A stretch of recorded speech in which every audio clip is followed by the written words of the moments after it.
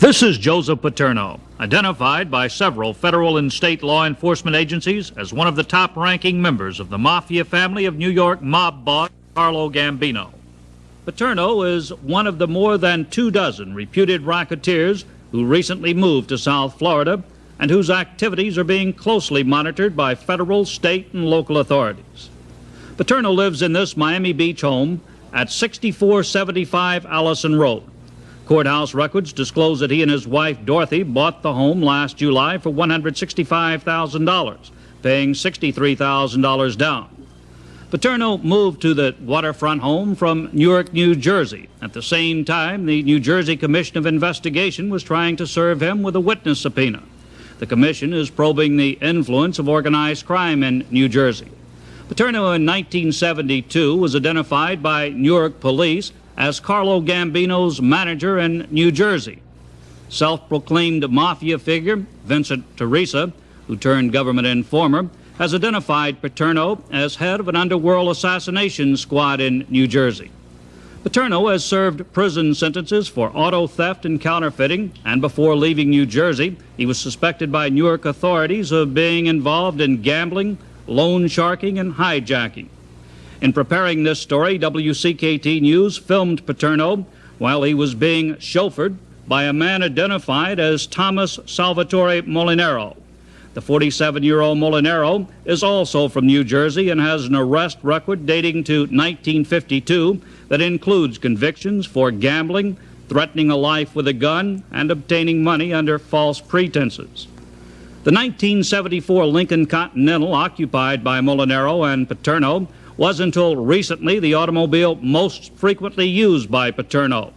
The car is registered to Really Big Realty Corporation, 40 Sutton Place, New York City. The president of Really Big Realty is Howard Garfinkel, a controversial South Florida real estate promoter who moved to Miami Beach from New Jersey 4 years ago and began acquiring millions of dollars worth of property. WCKT News disclosed last April that New Jersey authorities had uncovered numerous long-distance telephone calls from Paterno to Garfinkel's penthouse offices in the Imperial House condominium on Collins Avenue, Miami Beach. I have also learned that these same records disclose calls from Paterno to Garfinkel's Really Big Realty in New York. Garfinkel and Really Big Realty were named as defendants in a complaint filed January 14th by the Securities and Exchange Commission, charging numerous federal violations in the sale of shares in a real estate syndicate organized and managed by Garfinkel. I have learned that a federal grand jury will in the next few weeks be investigating Garfinkel's connection with Joseph Paterno. Most of Garfinkel's holdings have been foreclosed or are in serious financial trouble, including the Imperial House, where Garfinkel maintained offices until 3 months ago, and the nearby Eden Rock Hotel, the current headquarters for Garfinkel's operations. The owner of the Eden Rock is listed as Garfinkel's wife, Barbara. The Garfinkels live in this luxurious estate at 4777 Pine Tree Drive, Miami Beach, less than 2 miles from Paterno's home. Like Paterno, Garfinkel has also experienced the less luxurious surroundings of a state prison. A 3-page rap sheet on Garfinkel lists a dozen arrests and 4 convictions, including a 2-year sentence he served in New Jersey for obtaining money under false pretenses and transporting counterfeit securities. By coincidence, Garfinkel's conviction in Essex County, New Jersey for transporting counterfeit securities occurred at the same time the Essex County Organized Crime Strike Force named Joseph Paterno as the brains behind a counterfeit securities ring. Paterno is possibly the most notorious racketeer to flee New Jersey to avoid subpoena. He and other underworld figures are being closely monitored by at least 3 law enforcement agencies: the Organized Crime Strike Force of the U.S. Justice Department, the Organized Crime Bureau of the Dade Public Safety Department, and the Florida Department of Law Enforcement. One of the underworld figures being watched has been described as one of the fastest rising racketeers in organized crime. He will be subject of tomorrow's report. I'm John Camp, WCKT News. 36-year-old Anthony Asaturo, on the right, is, according to law enforcement sources, the most closely watched underworld figure in South Florida. Asaturro fled New Jersey 2 years ago after he was described before the New Jersey Commission of Investigation as a major force in organized crime activities in both Ocean and Monmouth counties in New Jersey. Asaturro was identified by a witness as the coming big man in the state of New Jersey. However, a crime commission subpoena short-circuited Asaturro's climb to statewide underworld prominence. Before the subpoena could be served, Asaturro, like 24 other New Jersey racketeers, moved to South Florida. New Jersey officials still want his testimony, but the subpoena is only enforceable in New Jersey. Asaturro lives in an upper middle-income Hollywood subdivision at 5000 Grant Street. His moderate living style belies a law enforcement description that says Asaturro is believed to hold more power than any other organized crime figure residing in South Florida. Law enforcement agencies have a keen interest in Asaturro because of his continued association with convicted felons.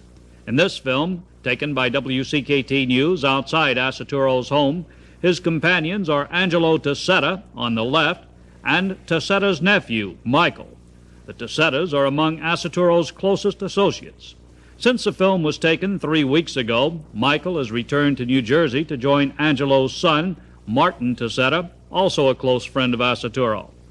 Martin and the other Tassettas were convicted of felony gambling violations in New Jersey in 1972.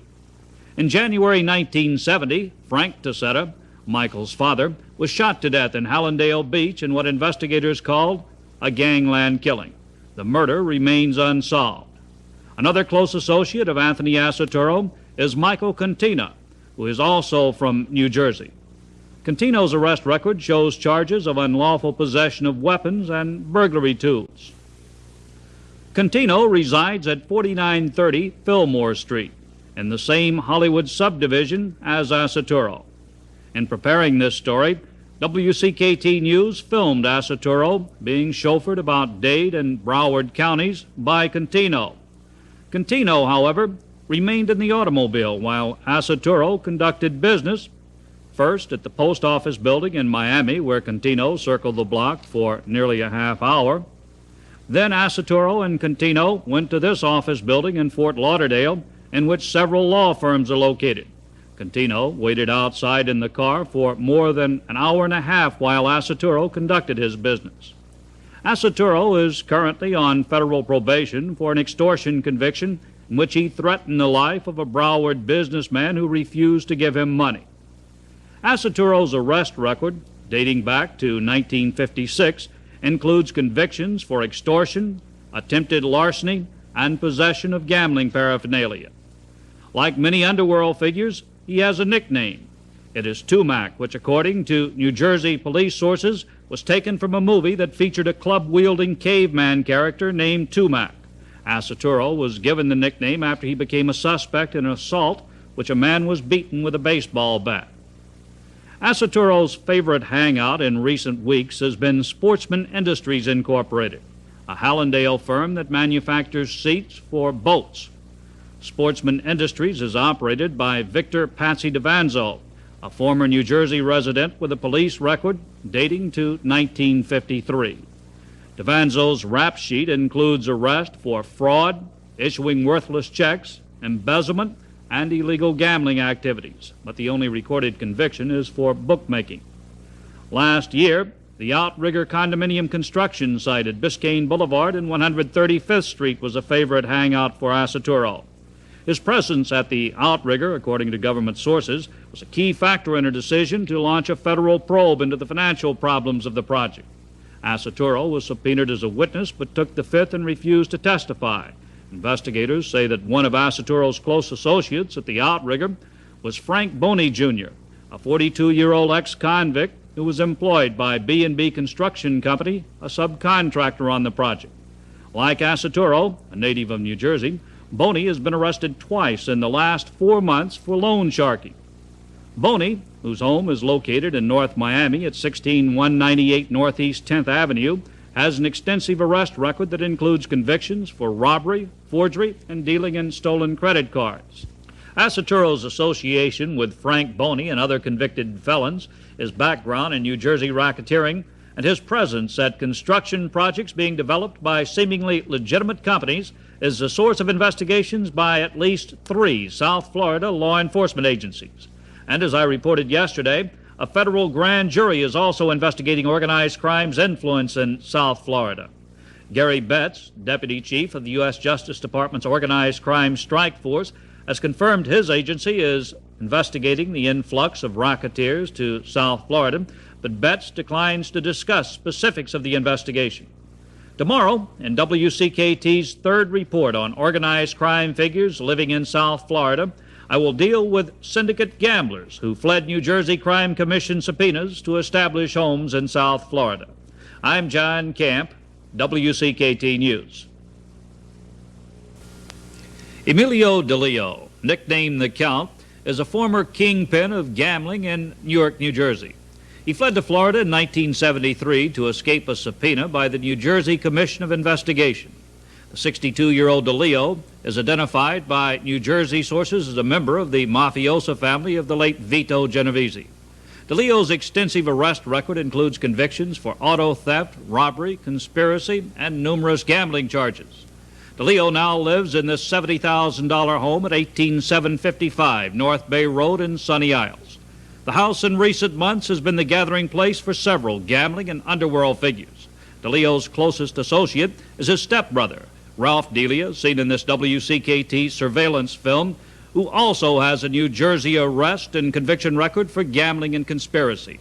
Ralph Delia lives across the street from Emilio DeLeo at 331 188th Street in a home that was purchased by Emilio last October for $34,000.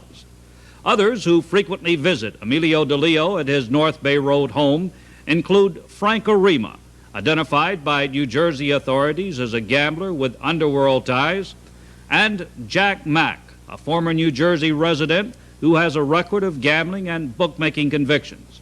Another close associate of Emilio DeLeo is Joseph Cavello, who also moved to Florida to avoid a New Jersey Crime Commission subpoena.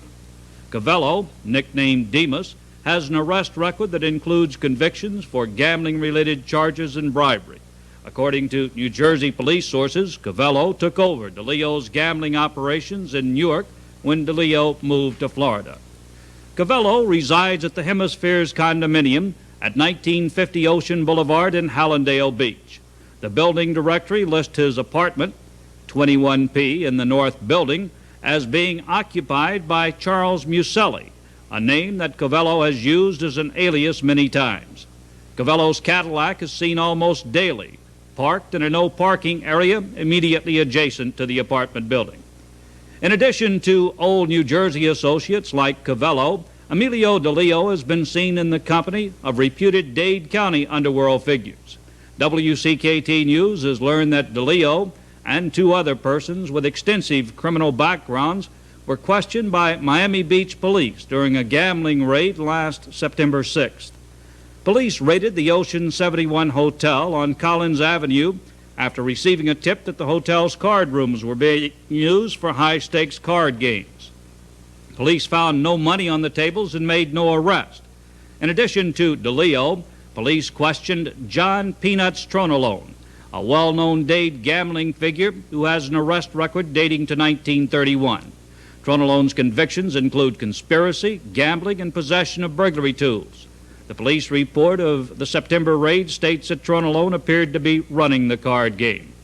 Also questioned during the raid was Albert Joseph Facciano, a 64-year-old reputed racketeer nicknamed the Chink. Facciano also has a lengthy rap sheet beginning in 1930 that includes convictions for robbery, receiving stolen goods, and gambling. Law enforcement sources tell me that Emilio DeLeo is suspected of being involved in illegal gambling operations in Dade County. And these same sources say DeLeo's association with underworld figures such as Facciano and John Tronolone tends to reinforce their suspicions about his activities. WCKT News disclosed earlier this week that a federal grand jury is investigating the invasion of South Florida by racketeers who, like DeLeo, fled New Jersey to escape witness subpoenas. and at least 3 law enforcement agencies in Dade County are also monitoring the activities of the underworld figures. Tomorrow, in the 4th in a series of reports, I will outline the activities of a group of South Florida residents who are closely aligned with one of the most notorious racketeers in the East. I'm John Camp, WCKT News.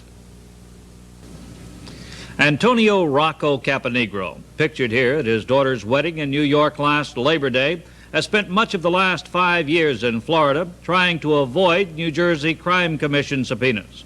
But his luck ran out New Year's Eve when he sneaked back to New Jersey to visit his wife.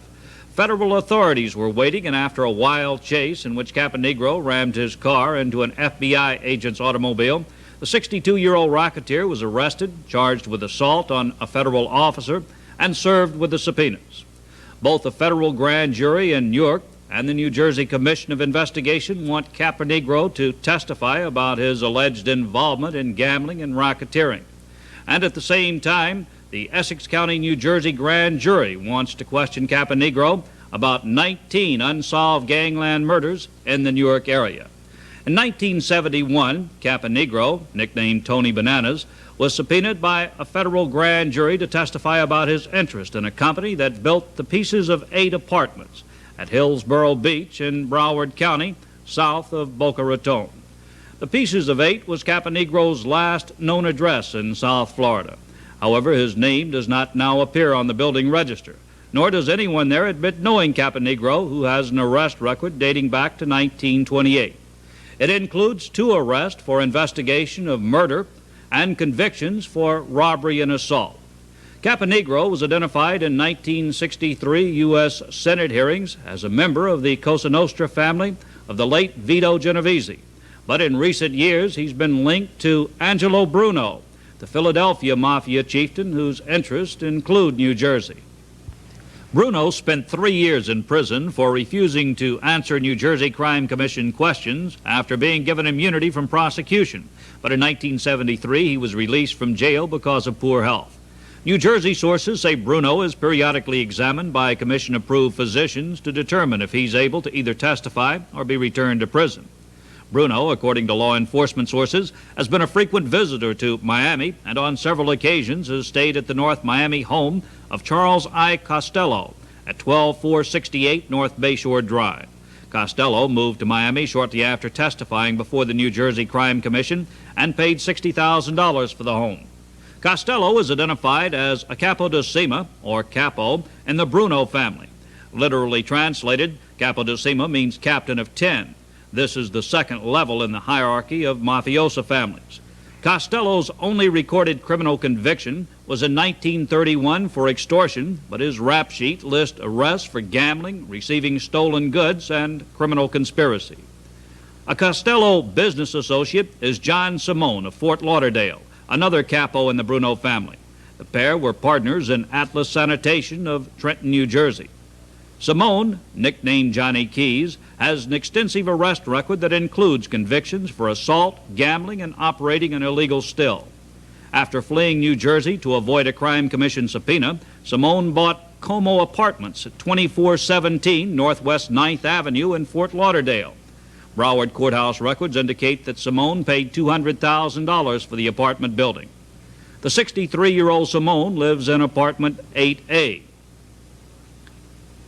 Simone's son, Michael, also has real estate interest. The Secretary of State's office lists Michael Simone as president of Galaxy Mortgage Services Incorporated at 12955 Biscayne Boulevard.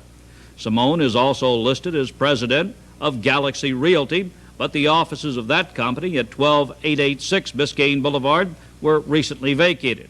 WCKT News has learned that one of Simone's associates in Galaxy Realty was Michael Grasso, nephew of mob boss Angelo Bruno. Grasso was also the owner of the now-defunct Surf and Turf of Bahamas Lounge, which Simone managed. The North Miami Lounge was closed in 1973 after Grasso was charged and convicted of violating state beverage laws.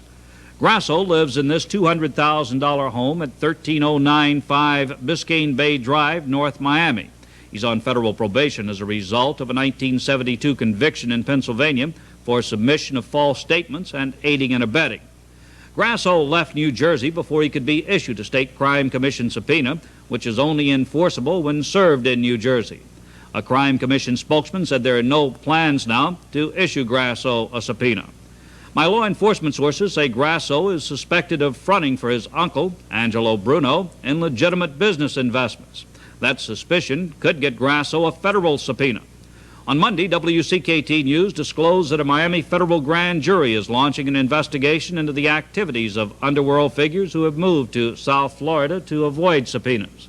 And 3 local law enforcement agencies are also monitoring the activities of the racketeers. One of the concerns of these agencies is the possible move to Miami of the Mafia's so-called boss of bosses. That will be the subject of tomorrow's report.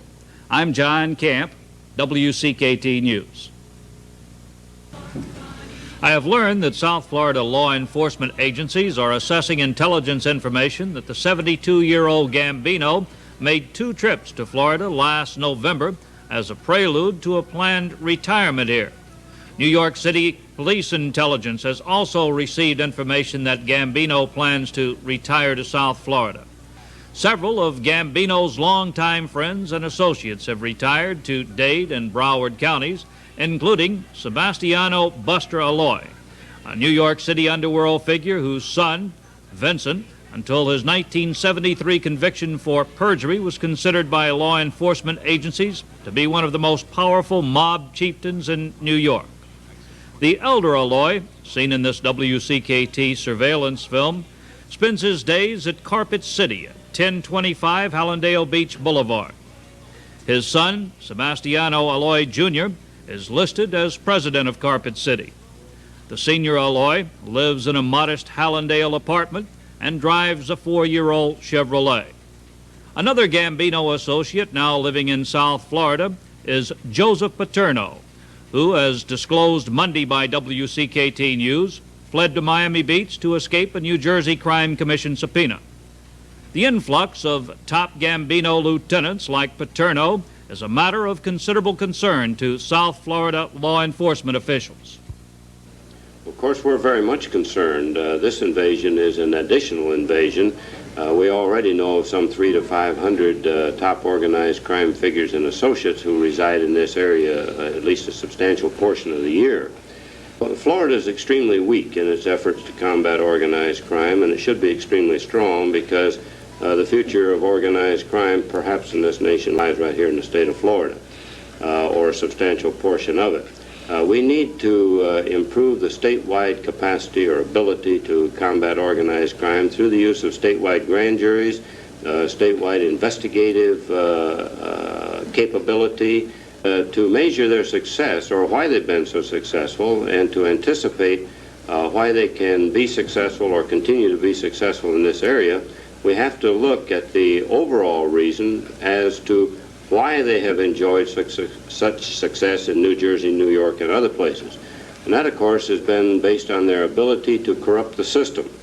And when we speak of the system, we're not just speaking of the official or public system, we're looking at the private sector as well. Among the racketeers spending time in South Florida are underworld figures who've been excused from subpoenas for so-called health reasons. Such was the case of Anthony Pussy Russo, who was imprisoned in June 1971 for refusing to testify before the New Jersey Commission of Investigation.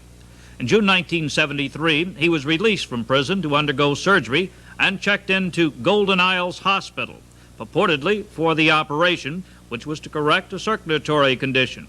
WCKT News gained access to hospital records indicating that Russo used the hospital, which has since been closed, as a hotel. Russo checked into the hospital on July 2nd, 1973. 2 days later, on July 4th, he checked out for 14 hours. On July 6th, he checked out for 15 hours. The following day, Russo signed out for 13 hours, leaving at 9:30 in the morning and returning at 10:30 at night. Russo was discharged on July 8th, and during the next 5 months, records show he was treated several times as an outpatient, but there's no record of Russo undergoing the operation, the purpose for which he was released from prison. Last year, in order to avoid going back to prison, Russo agreed to testify before the New Jersey Crime Commission behind closed doors. The 57-year-old Russo, a former chauffeur for the late mob boss Vito Genovese, has an extensive arrest record dating to 1940. Congressional hearings in 1972 linked Russo to a labor shakedown in the construction of Harbor Island Spa in North Bay Village. Law enforcement sources say Russo is presently connected with the mafia family of Simone Rizzo DeCavalcante, the Union County, New Jersey mobster nicknamed Sam the Plumber. DeCavalcante also claims to be in ill health and is unable to testify before the New Jersey Crime Commission. Last year, DeCavalcante was hospitalized in Miami Heart Institute for several days. According to law enforcement sources, a frequent visitor was Frank Cucchiaro, a South Florida resident credited with taking the longest coffee break in the history of the New Jersey Crime Commission. Cucchiaro was subpoenaed in 1970 to testify about his association with DeCavalcante. During a coffee break, Cucchiaro climbed out a restroom window, fled to Florida, and bought this home at 7545 Bounty Avenue in North Bay Village. It was nearly 2 years before he was located and extradited to New Jersey as a fugitive, where he was forced to testify under a threat of contempt. His testimony has been described by Crime Commission sources as evasive. Cucchiaro, whose nickname is Big Frank, has an extensive arrest record for bank robbery, grand larceny, and transporting forged money orders. Since moving to South Florida, Cucchiaro is an almost daily golfer at Normandy Shores Golf Course, where this WCKT surveillance film was made. Cucchiaro is one of more than 24 racketeers who've moved to South Florida to avoid New Jersey subpoenas, which are not enforceable unless served in the state. One law enforcement report I read says of the influx of racketeers to the state, Florida's attraction cannot be credited to sunny skies and sandy beaches. Far more significant is the climate of acceptability and freedom to operate. As WCKT News disclosed earlier in this series, a federal grand jury and at least 3 law enforcement agencies are investigating the activities of the racketeers. In future stories, WCKT News will report on the progress of the investigations. I'm John Camp, WCKT News.